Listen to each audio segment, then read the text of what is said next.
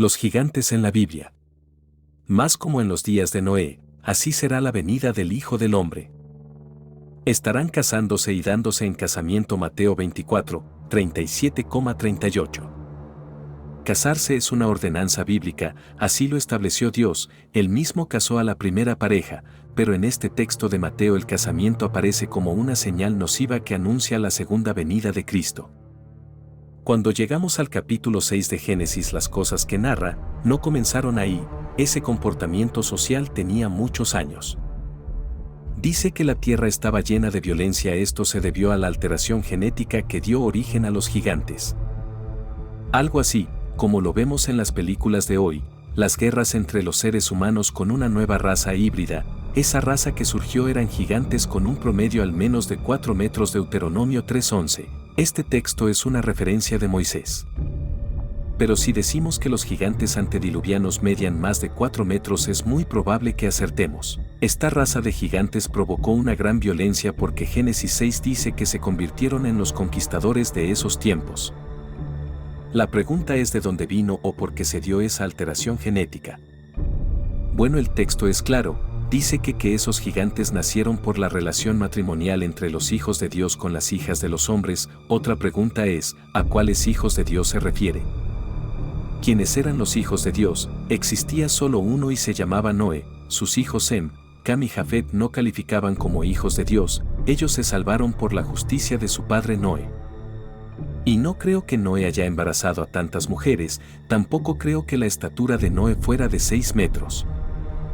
Entonces, ¿a cuáles hijos de Dios se refieren?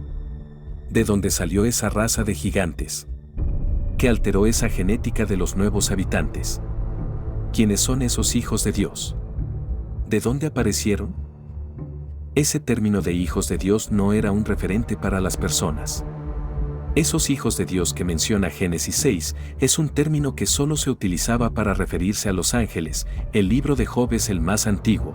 Ahí se menciona que los hijos de Dios se presentaron delante de Jehová. Job 1:6 y Job 38:7.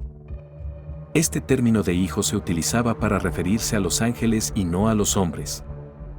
Otra pregunta es, ¿pueden los ángeles procrear? Pero yo pregunto, ¿los ángeles son estériles? Creo que no lo son. Si no se acepta esta explicación como válida, entonces surge otra pregunta. ¿Por qué se dio esa alteración genética en los humanos? El texto es claro, dice, cuando se allegaron a las mujeres hijos de Dios les nacieron gigantes, los cuales fueron conquistadores de renombre. Génesis 6:4. Mateo nos dice que los ángeles no se casan. Mateo 22:30, pero está hablando de los ángeles allá en el cielo, no está hablando de los ángeles que andaban aquí en la tierra. Una de las razones por las cuales los ángeles no se casan es porque ellos no mueren, y no porque no puedan procrear. Ellos no son estériles, además que ellos no son perfectos.